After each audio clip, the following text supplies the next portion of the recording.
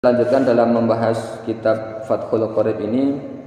Pada minggu kemarin kita sudah membahas tentang sholat-sholat sunnah, sholat-sholat sunnah yang mengiringi sholat fardu. Kemudian juga ada sholat-sholat sunnah yang muakkadah, sholat sunnah yang sangat dikukuhkan atau sholat sunnah yang sangat dianjurkan. Yang terakhir kemarin kita membahas ada sholat lail. Yang pertama sholat yang sangat dikukuhkan yaitu sholat lail. Sholat lail itu bisa berbentuk sholat tahajud, sholat mutlak, sholat witir dan lain sebagainya, sholat tasbih. Nah itu sangat disunahkan. Sholat lail itu sholat sunnah mutlak, disunahkannya pada waktu malam hari. Lebih disunahkan malam hari. Siang pun juga sebenarnya tidak apa-apa. Kita mau sholat sunnah, pengen sholat sunnah tidak tanpa ada sebab apapun, ya sholat sunnah mutlak. Tetapi yang lebih bagusnya pada malam hari, sholat sunnah, sholat lail, terutama sholat tahajud, karena perintahnya jelas, aqimis sholata liduluki syamsi ila ghasaqil laili wa qur'anal fajr inna qur'anal fajr kana mashhuda wa minal laili fatahajjad bihi nafilatan lak asa ayyab'asaka rabbuka maqaman mahmuda. Kita berdoa dengan ketika tahajud, ketika apapun, agar ditempatkan di tempat yang terpuji. Tempat yang terpuji kita ketika diletakkan di masyarakat, ya kita diletakkan di masyarakat yang mendukung kita, yang bagus-bagus, yang bisa pokoknya tempat yang menurut Allah itu bagus untuk kita. Kita ditempatkan di posisi ini, berarti di situ posisi yang sudah menurut Allah itu tempat yang bagus untuk kita. Makanya kita berdoa semoga mendapatkan tempat yang terpuji. Nah, salah satunya dengan melaksanakan sholat tahajud itu. Nah, kemudian ada sholat duha.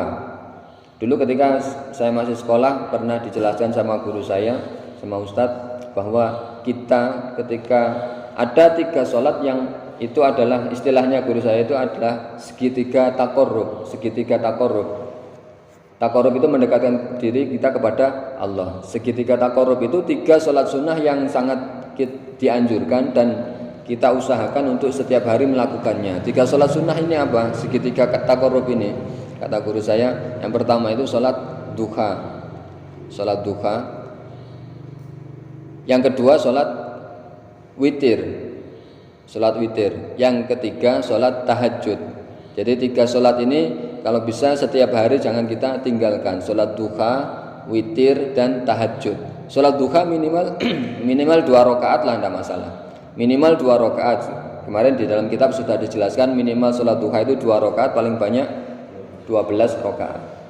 Nah, paling tidak dia 2 rakaat tiap hari sudah bagus. Yang penting istiqomah, sedikit yang penting istiqomah itu lebih bagus daripada hari ini 12 rakaat, besok libur, besok lagi libur, besok lagi baru sholat lagi 12 rakaat lagi. Jadi bukan totalan kemudian libur beberapa hari gitu, enggak ya. Yang penting sedikit amalan sedikit. Amalan yang bagus itu adalah amalan sedikit yang istiqomah. Amalan yang bagus itu amalan sedikit yang istiqomah. Kita istiqomahkan setiap hari membaca sholawat 1000 kali. Ya, kita istiqomahkan 1000. Nah, itu tadi yang pertama sholat duha. Kemudian sholat witir. Kalau sholat duha tadi hikmahnya atau manfaatnya, kalau sering kita tahu bahwa sholat duha itu adalah untuk meminta rizki, bahwa kita meminta untuk diberikan rizki yang barokah. Rizki itu tidak hanya berupa uang saja. Kita sudah sholat duha tiap hari, tapi kok enggak sugih-sugih lah. Jangan diartikan bahwa rezeki itu hanya berupa uang saja, tetapi rezeki itu bisa berupa harta sedikit yang barokah. Keluarga menjadi keluarga yang sakinah, mawaddah, warahmah. Dalam kehidupan itu tidak ada beban masalah keuangan. Pokoknya hidup itu berkecukupan lah. Hidup yang enak itu kan hidup yang pas-pasan gitu. Pas butuh ada rezeki, pas butuh ini ada uang, pas butuh itu ada yang datang lah. Hidup yang enak itu yang pas-pasan. Nah, maka rezeki itu bisa berupa macam-macam. Anak menjadi anak yang nurut, anak yang solih-solihah, nah itu juga termasuk rezeki bagi kita. Anak tidak pernah sakit, nah itu kan juga rezeki. Ada orang kaya yang anaknya sakit-sakitan, sebentar opname, sebentar sakit, periksa, keluarkan uang. Nah itu kan banyak model seperti itu. Kita hidup kita pas-pasan, tapi anak kita semuanya, keluarga kita sehat-sehat semuanya, tidak ada yang punya penyakit yang berat, paling sakit demam biasa, kasih obat sebentar, kasih berambang, kasih kunir atau yang herbal-herbal, kemudian sehat, ya itu alhamdulillah termasuk rezeki bagi kita. Nah, jadi rezeki itu tidak hanya berupa uang saja. Kemudian sholat witir. Kenapa sholat witir? Minimal sholat witir kemarin berapa? 1 rakaat. Maksimal 11 rakaat. Sholat witir. Kenapa sholat witir? Witir itu ganjil. Innallaha witir. Innallaha witru. Yuhibbul witru. Fa'autiru. Nah, perintahnya kan gitu. Allah itu ganjil dan menyukai hal-hal yang ganjil, maka berlakulah yang ganjil. Termasuk sholat witir ini adalah sholat yang ganjil.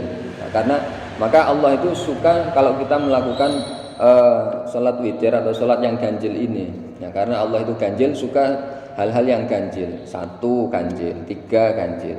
Makanya biasanya yang disunah-sunahkan itu kan 3. Sunnah Rasul itu biasanya menigakalikan gerakan, menigakalikan basuhan, kan banyak menigakalikan kan karena itu adalah sunnah Rasul yang memang itu tuntunan dari Allah kepada Nabi Muhammad untuk diajarkan kepada kita melakukan hal-hal yang ganjil. Karena Allah suka sesuatu yang ganjil. Kemudian yang ketiga adalah sholat tahajud, duha, witir dan tahajud. Tahajud kemarin sudah kami jelaskan hikmahnya bahwa kita ketika melakukan sholat tahajud ya bisa di antara hikmahnya itu bisa mendekatkan diri kepada Allah karena malam hari itu adalah hari yang tenang, bisa kita fokus ketika beribadah fokus kepada Allah, membuat hati menjadi tenang. Kadang ada orang yang galau, banyak masalah dalam hidupnya, kemudian beralih kepada hal-hal yang negatif, minuman keras ataupun narkoba dan lain sebagainya, itu tidak menyelesaikan masalah. Menyelesaikan masalah tidak akan menyelesaikan masalah, justru malah akan menimbulkan masalah yang lebih besar dan lebih panjang. Itu minuman keras dan narkoba itu biasanya anak-anak muda yang pikirannya pendek menganggap bahwa itu semuanya bisa menyelesaikan masalah, sebenarnya tidak. Ya sementara saja, ketika itu kemudian ya malah masalahnya lebih panjang lagi. Nah, di antara cara menyelesaikan masalah yaitu dengan kita melakukan sholat, mendekatkan diri kepada Allah, fokus terutama pada malam hari, insya Allah hati itu akan menjadi lebih tenang.